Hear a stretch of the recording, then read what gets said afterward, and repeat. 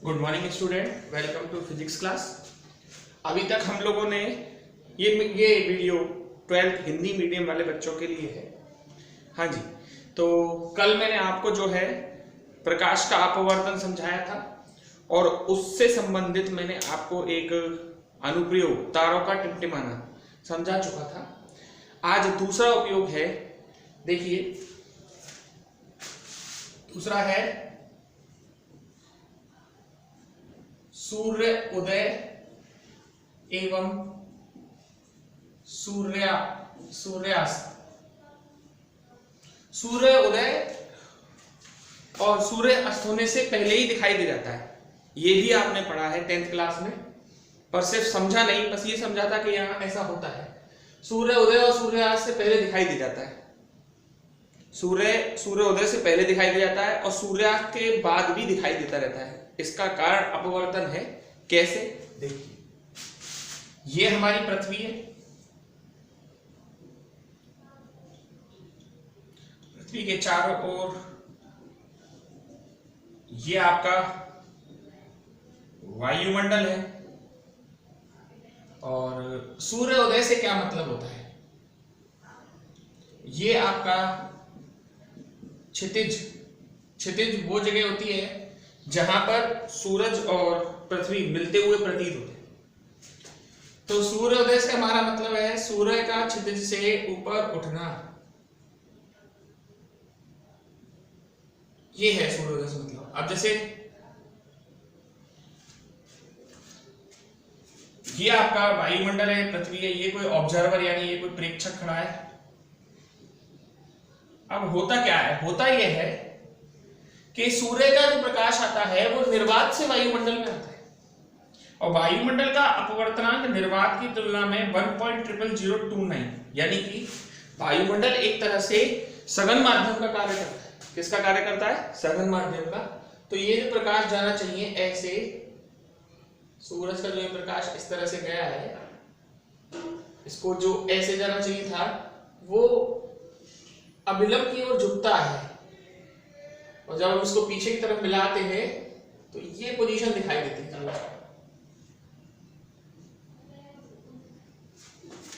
बहुत अच्छी तरीके से समझिएगा। ये प्रकाश निर्वात से वायुमंडल में आ रहा है, निर्वात से वायुमंडल में आ रहा है, तो वायुमंडल एक सघन माध्यम की तरह कार्य कर रहा है। तो जाना इस तरीके से चाहिए था, अभिलंब की ओर झुक जाएगा और पीछे की ओर मिलाने पर सूर्य की ये स्थिति दिखाई देगी। ये वास्तविक स्थिति है उसकी और ये इसकी आभासी स्थिति है। ये परिवर्तन लगभग आधे डिग्री का होता है, यानी कि आधे डिग्री का, आधा डिग्री। ग्लोब पर निकाल लेते हैं इसको अपन लोग, ठीक है। ग्लोब में जो रेखाएं विभाजित की हुई है उसके हिसाब से निकाला गया आधा डिग्री। आप कहेंगे सर नापेंगे कैसे? ये दूरदर्शी की सहायता से आसानी से नापा जा सकता है। अब ये आधा डिग्री का समय कितना होता है ये भी बताता हूं मैं आपको। जब एक पूरा चक्कर पृथ्वी सूरज का लगा लेती है तो उसको लगते हैं पूरे 24 घंटे। और चक्कर लगाने का मतलब है सूरज की चारों तरफ एक गोल चक्कर लगाना, यानी उसने कितना टाइम कवर किया होगा, इसमें कितने डिग्री कवर किया होगा? 360 डिग्री। तो और 1 डिग्री बराबर क्या होगा? 24 घंटे 360 मिनट में निकालोगे तो ऊपर 60 का गुणा कर देना और 60 से 6 बार गया, 6 से ये 4 बार गया, लगभग 1 डिग्री 4 मिनट का आया। तो आधा डिग्री कितने का आया? 2 मिनट का। तो भाई साहब सूरज वास्तविक सूर्योदय से 2 मिनट पहले दिखेगा और सूर्यास्त के बाद भी 2 मिनट तक दिखाई देता रहेगा। इसका मेन कारण जो है वो है अपवर्तन। आया समझ में आप लोगों के? कोई ऐसी दिक्कत वाली बात है इसमें है नहीं। इसके बाद इसकी 4-5 एप्लीकेशन, ये दूसरी एप्लीकेशन थी। तीसरी एप्लीकेशन देखिए, ये वैसे 10th क्लास में आप लोग पढ़ते हैं, सूरज 2 मिनट पहले दिखाई दे जाता है, 2 मिनट बाद तक दिखाई देता है, लेकिन वहां कोई बताता नहीं है कि 2 मिनट आता कैसे। यहां आपको पूरी कैलकुलेशन करके हमने समझाया है।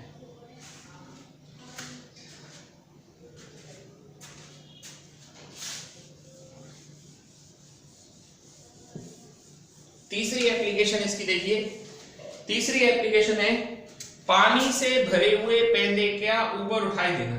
आप अपने घरों पर देखिए, बाल्टी भर रही हो या कोई पानी से भरा हुआ पात्र हो या गिलास को ही देख लीजिएगा, जब आप देखेंगे तो आपको ऐसा लगेगा यार इसका जो तल है, इसका जो पैदा है वो ऊपर उठा हुआ दिखाई देता है।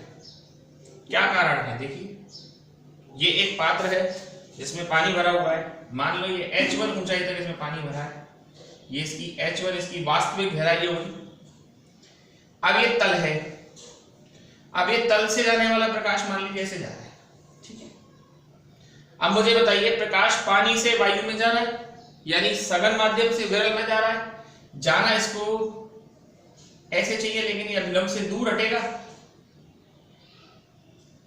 ये अभिलंब होगा। जाना इसको ऐसे चाहिए, लेकिन अभिलंब से दूर हटेगा। पीछे की तरफ जब आप इसको मिलाएंगे तो ये O डैश से आता हुआ मिलेगा। किससे मिलेगा? O डैश से। तो ये O डैश जो है आपकी आभासी गहराई होगी। कैसी गहराई हो गई आपकी? आभासी गहराई, और ये वास्तविक गहराई है। तो जो बिंदु जो पैदा O पर है, जो पैदा आपका O पर है, वो O नहीं दिखाई देता, O डैश दिखाई देता है। रीजन बहुत सीधा सा है, ये सघन से विरल में गई, दूर हटती है। पीछे की तरफ मिलाने पर ऐसा लगता है कि ये प्रकाश O से नहीं आ रहा, O डैश से आ रहा है, तो पैदा ऊपर उठा हुआ दिखाई देता है। और इसमें एक बहुत अच्छा सूत्र भी बनता है, हालांकि किताब में नहीं है पर फिर भी सीख लो। वो ये है कि वास्तविक गहराई h1 और आभासी गहराई का अनुपात अपवर्तनांक होता है। यानी अपवर्तन का एक नया सूत्र और आ गया, जो आपने पढ़ा था, निर्वात में प्रकाश का वेग बटे माध्यम में प्रकाश के वेग के अनुपात को अपवर्तनांक कहते हैं। उसी तरीके से वास्तविक गहराई और आभासी गहराई के अनुपात को भी हम लोग क्या कहते हैं? अपवर्तनांक कहते हैं इस केस में, ठीक है। तो ये आपकी तीसरी एप्लीकेशन थी। अब एक चौथी एप्लीकेशन देखते हैं।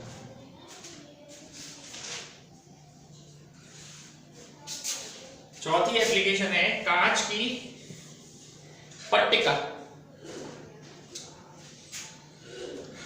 कांच की पट्टिका, आयताकार स्लैब, कांच की स्लैब, ये भी आप लोगों ने देखा है। वैसे इसका बच्चों प्रैक्टिकल भी है, इसका प्रैक्टिकल भी है हमारे सिलेबस में, और करना है हमको। कांच की स्लैब, स्लैब लिख लो, पट्टी लिख लो, सिल्ली लिख लो। ये देखो PQRS, ये एक आपकी आपतित किरण है। ढंग से समझना इसको बेटा, ठीक है, इंपॉर्टेंट है। ये आपकी आपतित किरण है, ये आपतित किरण, ये आपका अभिलंब है। आपतित किरण अभिलंब से PQ सतह पर आपतित हो रही है I1 कोण बनाते हुए। अब जाना इस किरण को आप जानते हैं ऐसे ही चाहिए, लेकिन देखिए वायु से कांच में आ रही है, विरल से सघन में आ रही है, अभिलंब की ओर झुक गई, ठीक है। फिर ये दूसरे पात्र में दूसरी जगह पर आपतित हुई है। मान लो ये R1 कोण से अपवर्तित हो गई है। फिर ये दूसरे पृष्ठ पर मान लो R2 कोण से गई है। अब इसको जाना ऐसे चाहिए, लेकिन ये अभिलंब से दूर हटेगी, ये I2 कोण से निकल गई। ये डायग्राम है, ये आपतित किरण हुई, ये वाली आपकी कौन सी हुई? अपवर्तित किरण। और लास्ट वाली कौन सी हुई? ये आपकी हुई है निर्गत किरण, ठीक है।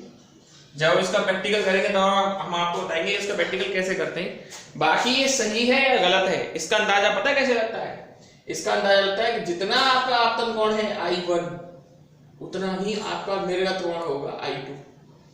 इसको E भी लिख सकते हैं, E का मतलब है इमर्जेंट रे बोलते हैं इसको इंग्लिश में, तो इसलिए E से भी लिखते थे।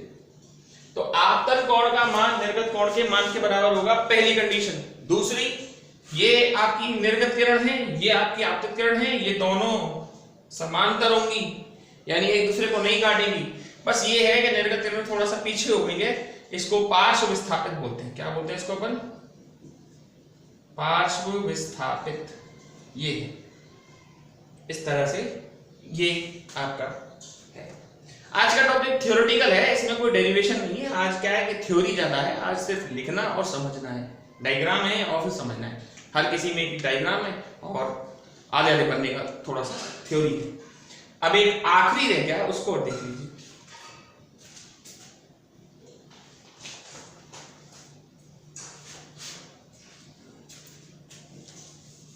दी है किसी कांच की छड़ का मुड़ा हुआ दिखाई देना। जैसे ये कांच की छड़ है, इसका आपको कैसा दिखाई देना,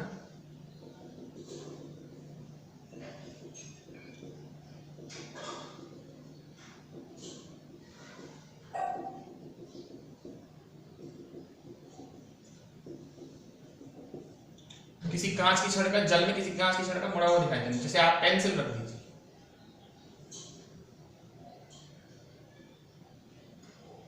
आपको ये पेंसिल जल में पता है कैसे दिखाई देगी, ऐसी ऐसी थोड़ी सी फोल्ड। उसका रीजन ये है कि इसमें भी वही बात कि प्रकाश किरण सघन माध्यम से विरल माध्यम में प्रवेश करेगी, तो जो उसकी वास्तविक गहराई है, जो उसकी वास्तविक स्थिति है, वो नहीं दिखेगी आपको, थोड़ा सा वो क्या दिखाई देगी, ऊपर दिखाई देगी। इसका सिर्फ डायग्राम ये थोड़ा सा लिखना है इसके अंदर।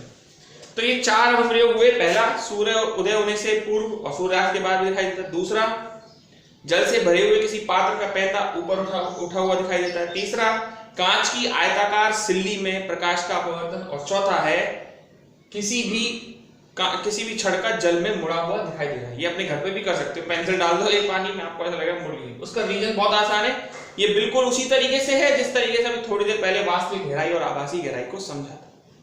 तो ये प्रकाश के अपवर्तन और उस पर आधारित आपके क्या हो गए, अनुप्रयोग हो गए। इनको सबको बहुत अच्छी तरीके से आप डिटेल को स्टडी कीजिए, और जो भी आपको पढ़ाया जा रहा है उसको अच्छी तरीके से नोट्स उसके प्रिपेयर कीजिए, है ना, क्योंकि आप जानते हैं कि बहुत विचित्र सी स्थिति बनी हुई है पढ़ाई की। समझ में नहीं आ रहा है कि स्कूल कब खुलेंगे। उम्मीद तो बहुत लेट तक जाने की है, इसलिए आप इनको बनाते रहें हाथ के हाथ। Okay, that's all.